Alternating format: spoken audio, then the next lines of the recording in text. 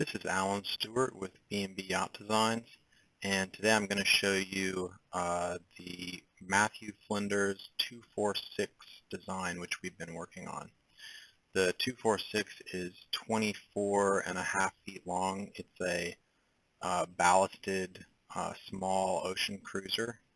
It's designed to be small enough for trailerability, but also to support a cruising two-person crew.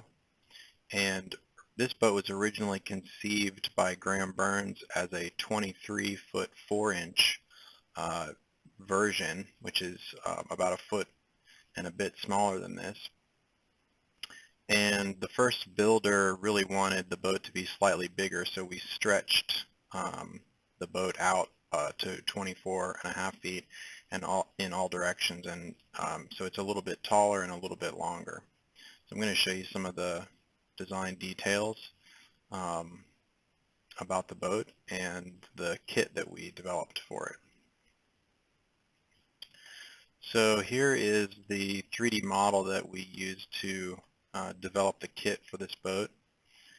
The construction method is a bit unique. You start with a cradle. These are temporary birch plywood parts that support the bottom panels, and the boat is essentially stitch and glued together. So you lay a bottom panel down and then your first hull strake, and you build the hull up upright. So if we go up here, we can see a cutaway view of the starboard side of the hull.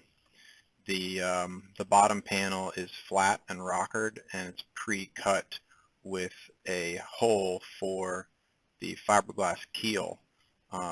After the bottom panel is laid down into the jig, the keel space is fiberglassed, and I'll show you a picture of that now. You can see a picture album on our website. If you go to Coming Soon and you scroll to the Matthew Flinders Cruiser, you'll find a construction album. And in this album, you'll see hull number 1 cut out. And here's a picture of that jig structure with the keel. Essentially, it's a female mold. And that keel is laid up with fiberglass. So this is the permanent bottom panel, and these are some of the hull panels being glued up. And so there you see the fiberglass keel laid into the jig, and it's kept from being glued to the jig with parting mold release.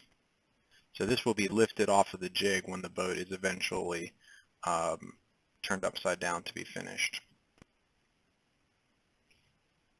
A few more shots of that. Okay, now you can see the bulkheads going in, and this construction method allows you to install bulkheads at the same time as you are putting on the hull panels. Okay, so I'll jump back to the CAD model here. So here you can see the hull panels going up and the bulkheads going in, so you can begin tabbing the bulkheads in before the other panels are installed, for example, like this. So if we look back at the model here, the green things are bulkheads. The starboard side here is cut away, and the blue pieces are longitudinal pieces. You can see there's a long quarter berth on the starboard side, and on the port side it's a deep cockpit locker. There's a single cockpit locker hatch in the cockpit. There's a shallow cockpit well and a mizzen tabernacle just aft of a bridge deck. There's nice cockpit combing, and here you can see the bulkhead at the front of the cockpit locker.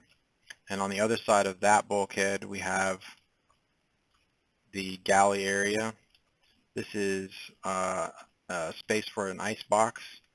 and storage underneath. And then we have a gimbaled stove with storage underneath, and finally a space for a sink and additional storage under the sink in that compartment. On the starboard side of that, adjacent to that, we have a chart table, and that's in front of the quarter berth, and there's just a little ring frame there you can see.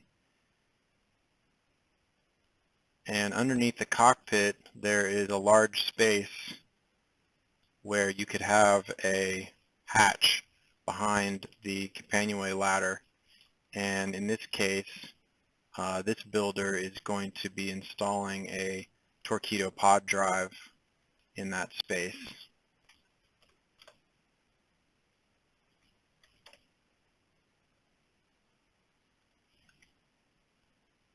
Here you can see that space underneath the cockpit sole, and this is also where you could install batteries for an electric drive.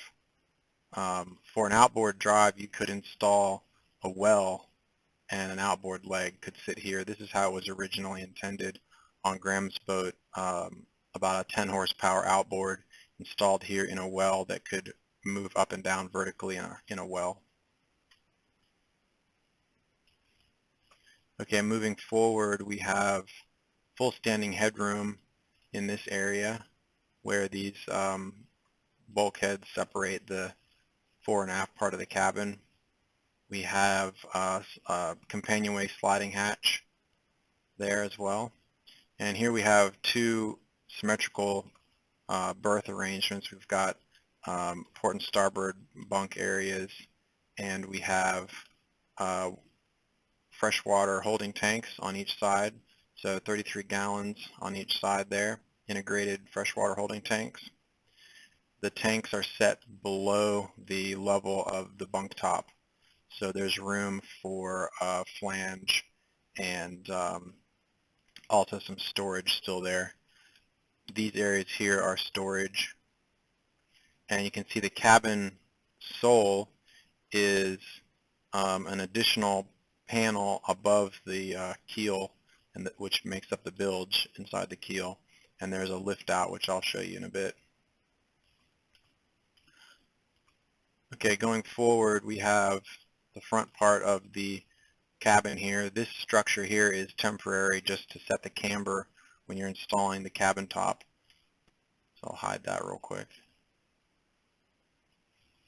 The cabin structure here is sandwiched foam with plywood, and the top of the cabin top is sandwiched 4mm plywood with foam with beams to reinforce the cabin top camber. And through this forward bulkhead we have a head and storage lockers and a sink, and I have that broken out down here. All these pieces have been CNC cut and assembled successfully. So here we have a storage locker on the port side, a small sink on the starboard side, and a head. The head pumps out into a holding tank which is under the anchor well in front of the forward bulkhead, and below the holding tank we have an area for expanded foam for a crash zone here. The holding tank can be accessed underneath the anchor arrangement, and the pump out is down here at the bottom, so that, and it's sloped down so that you can make sure you get everything. Pump out can be routed up to the deck.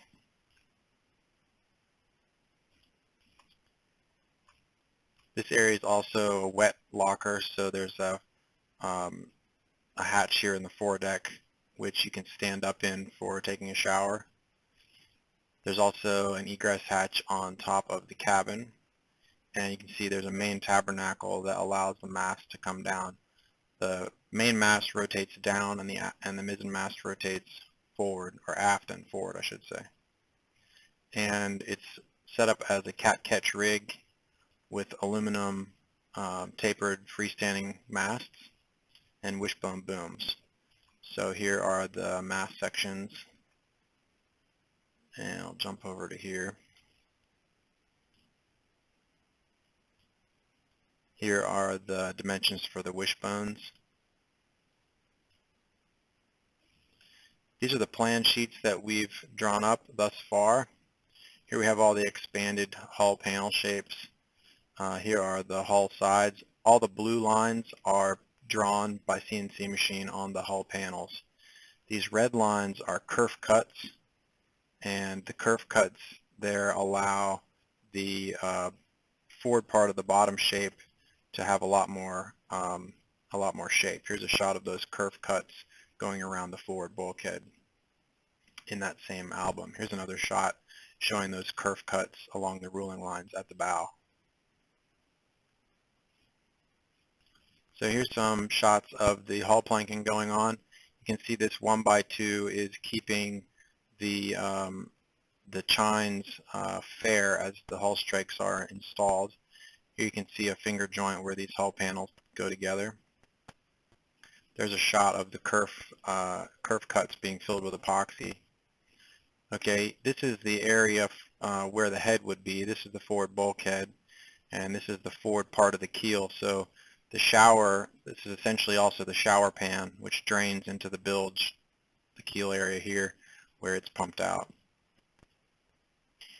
This is a MDF mold that was made for the solid fiberglass centerboard.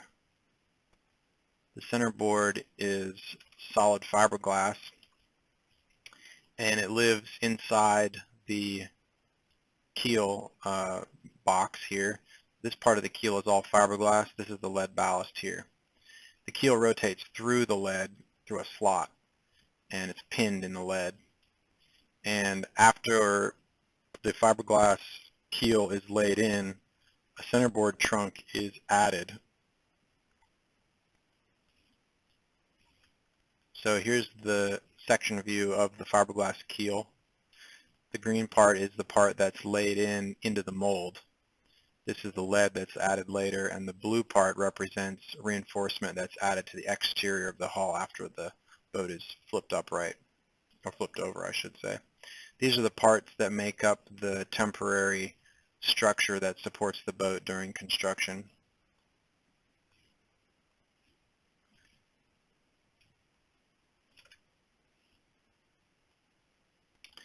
Here's a cross-section of the centerboard assembly.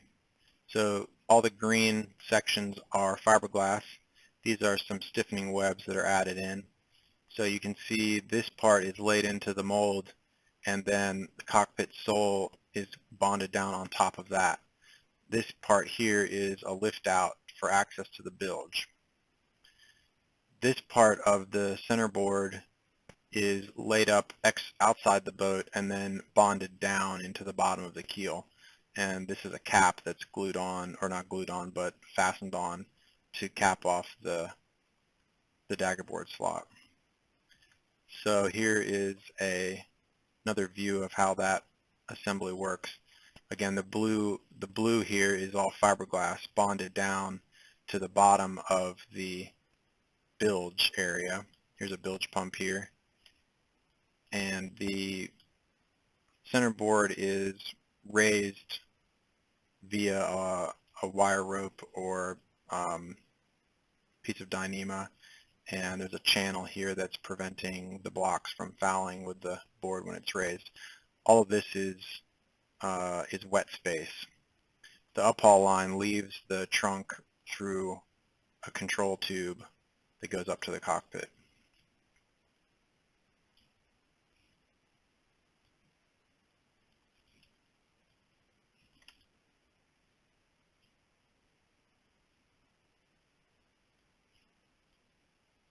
Okay, here's a view of the cockpit sole again. The lift out is sized to the keel. So if we look over here,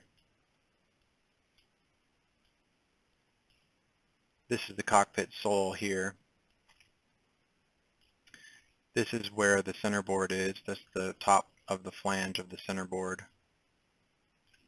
This is the cutout for the hatch in the sole. So the sole panel itself is here, and then there's a sole doubler, which is this piece here, which is glued down on top, which doubles the thickness of the sole. And then this piece here is the lift out. So this lives in that space and is lifted out for access to the bilge. The sole still has rocker, but it's pretty shallow. And the lift out is a two-piece, so it's laminated to the bottom, and so it can be laminated with the camber. Here are the hull strakes developed out with our finger joints cut into them, and each of these is an 8-foot long piece, so it fits into a sheet of plywood. Here we have all the other hull panels. These are all the bulkheads and frames. The green parts are temporary birch plywood for supporting the cabin top, and all these blue lines again are pen lines that are drawn by the CNC machine to indicate locations of bulkheads, intersections, part numbers, that sort of thing.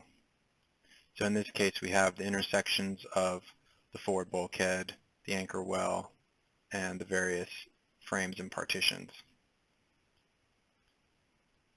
This is the quarter berth panel here, and here's one of the forward panels. These are all cut out for hatch rings. Here's a ring that would be glued on the back side of that panel for the lift out. Here we have all the parts that make up the head space, the wet locker in the forward section. These are the cabin sides and the cabin top with the beam locations drawn on. The forward part of the cabin is laminated from 2 layers. These are dimensions for a port that we used in this boat. And here we have the side decks and the foredeck panels.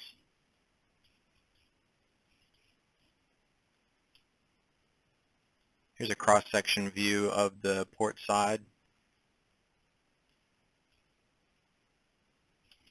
You can see the plan view of the boat and the starboard side.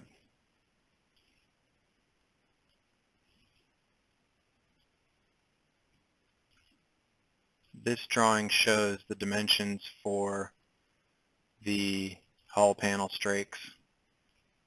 So when you're assembling these hull panels, you have a straight reference line with offsets so you can ensure that this this curve is maintained.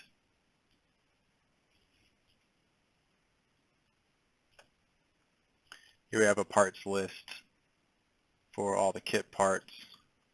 These are additional kit parts here. All these parts are nested in sheets. These are all the 12 millimeter Akumi sheets here. These are 9 millimeter. So it's quite a lot of sheets for this boat. These are all temporary birch plywood parts.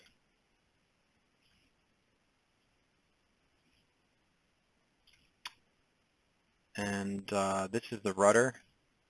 The rudder was glued up out of Kusa foam, high density foam, and then machined. These are parts for the wind vane that we designed for the boat.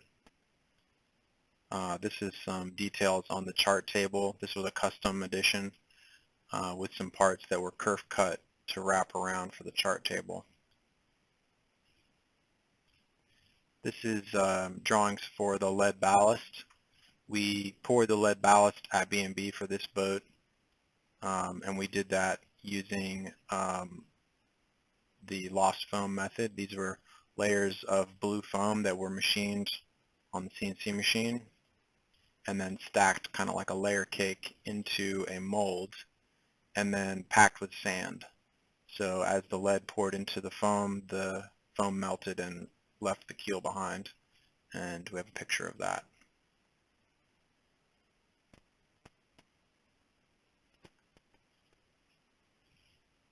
Somewhere.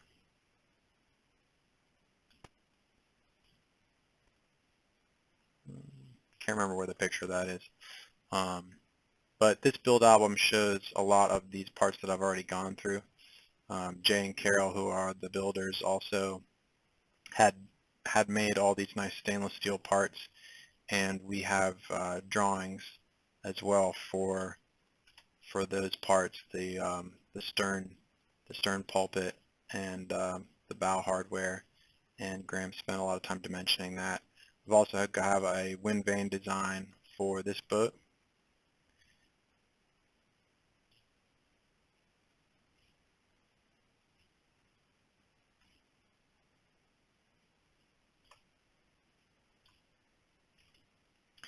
There's a Dodger frame here for a covered Dodger. The rudder is fixed and it's above the level of the keel, and the wind vane rudder can be rotated on an axis at the top here so that the wind vane can swing up and out of the way. Here's the centerboard mold that we machined in MDF and was laid up in solid fiberglass.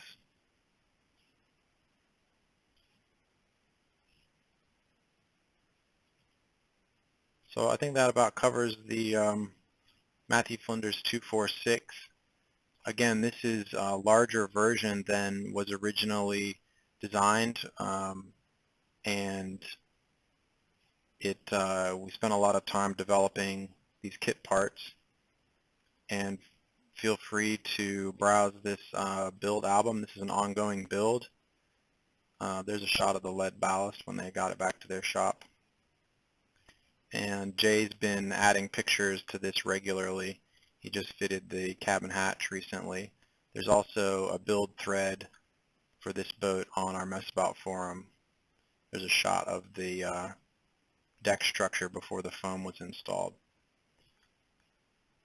This is a coming soon item for B&B. As you can see, there's still some additional plan sheets that we would like to create, but with a boat this size, it's often very much a custom build, and a lot of people are going to do things their own way. There's one more sheet showing some of these intersections, but if you have any questions, feel free to email us, and we hope to make this available to our builders, and that about covers it. So if you have any questions, shoot us an email, and thanks for watching.